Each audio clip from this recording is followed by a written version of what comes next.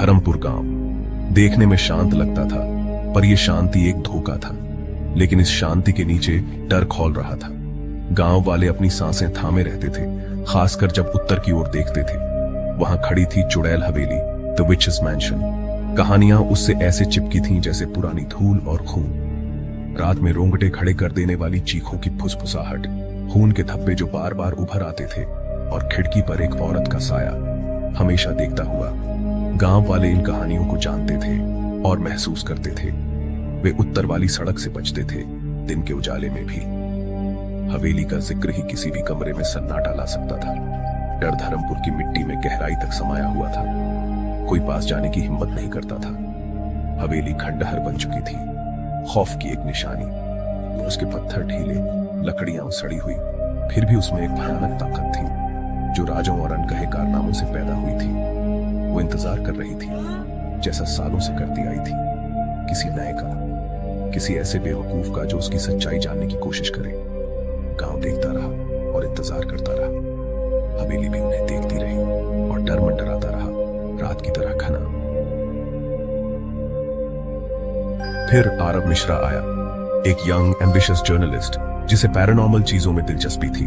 वो हॉन्टेड जगहों पर डॉक्यूमेंट्रीज बनाता था, भूतों की कहानियों का पीछा करता था। उसे अपने स्केप्टिसिज्म और हिम्मत पर नाज था। चुड़ैल हवेली बिल्कुल वैसा ही चैलेंज था जैसा वो चाहता था। गांव वालों का डर उसकी क्यूरियोसिटी को और बढ़ा रहा था। उसने हवेली के हिस्ट्री के बारे में पूछा। चेहरे पीले पड़ गए, आंखें फैल गईं। वहां मत जाओ, एक बूढ़े आदमी ने मिन्नत की। वो मौत की जगह है, दूसरे ने चेतावनी दी। वो अंधेरे में इंतजार करती है। उनका डर साफ महसूस हो रहा था, पर आरव ने उसे अंधविश्वास कहकर टाल दिया। उसने ऐसी कहानियां पहले भी सुनी थी, हमेशा कोई रैशनल एक्सप्लेनेशन निकल आता था। वो ये साबित करने पर तुला था। आज रात वो चुड़ैल हवेली में जाएगा, अकेला, अपने कैमरा के साथ। वो उसके तथाकथित मिस्ट्री का पर्दाफाश करेगा। गांव वालों ने उसे जाते देखा, उनकी चेतावनियां अनसुनी कर दी गई। आरव को एक अजीब सी क्यूरियोसिटी आगे खींच रही थी। उसे यकीन था कि वो सच ढूंढ निकालेगा, लेकिन हवेली के प्लान्स कुछ और थे। रात इंतजार कर रही थी, कहानी शुरू होने वाली थी और आरव उसका अगला चैप्टर था। गांव ने अपनी सांसें थाम ली। फिर से धर्मपुर पर रात भारी पड़ रही थी। आरव हाथ में कैमरा लिए उत्तर के सुनसान रास्ते पर चल पड़ा। हवेली के आसपास का सन्नाटा अननेचुरल था, दम घोंटने वाला। उसने सड़ता हुआ दरवाजा धकेला। वो ऐसे करा उठा जैसे कोई मरते हुए आह भर रहा हो। धूल और मकड़ी के जालों से हवा में दम घुट रहा था। अंदर ठंड हड्डियों तक महसूस हो रही थी। खाली गलियारों से फुसफुसाहटें रेंगती हुई आ रही थी, इतनी धीमी कि समझ न आए, पर थी जरूर। उसकी फ्लैशलाइट की रोशनी के किनारे पर छाइयां नाच रही थी। फिर ऊपर से एक रोंगटे खड़े कर देने वाली चीख, तीखी और अचानक बीच में ही कट गई। आरव का दिल जोर जोर से धड़कने लगा। एक सफेद झलक लहराती साड़ी में एक औरत का रूप दिखा और फिर गायब हो गया। उसका कैमरा झिलमिलाया, रिकॉर्डर में स्टैटिक की आवाज आने लगी। माहौल और भारी और दम घोंटू होता गया। कुछ बहुत गड़बड़ थी। आरव आगे बढ़ता गया, उसके होश उड़ने लगे थे। हवेली जिंदा लग रही थी, उसे देख रही थी।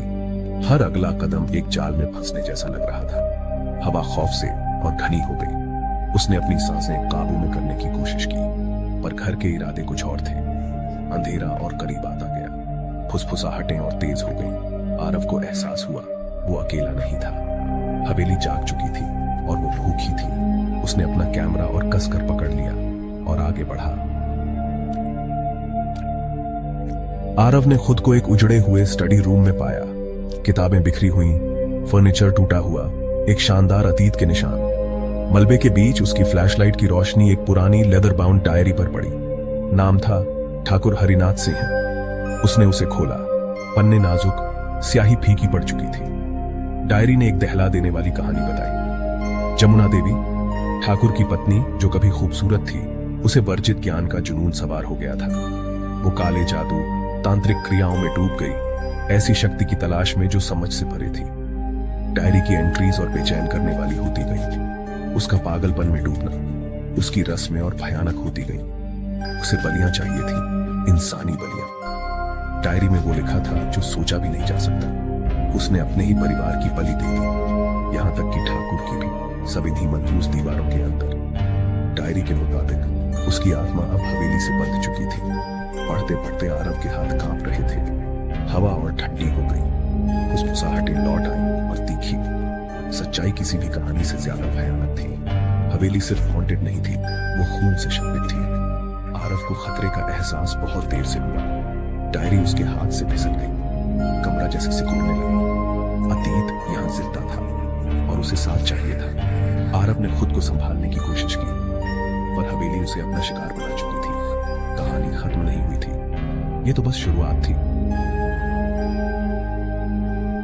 जैसे ही आरव ने डायरी पढ़ना खत्म किया, हवा बर्फीली हो गई। फुसफुसाहटें मजाक उड़ाती हंसी में बदल गईं। एक औरत की हंसी।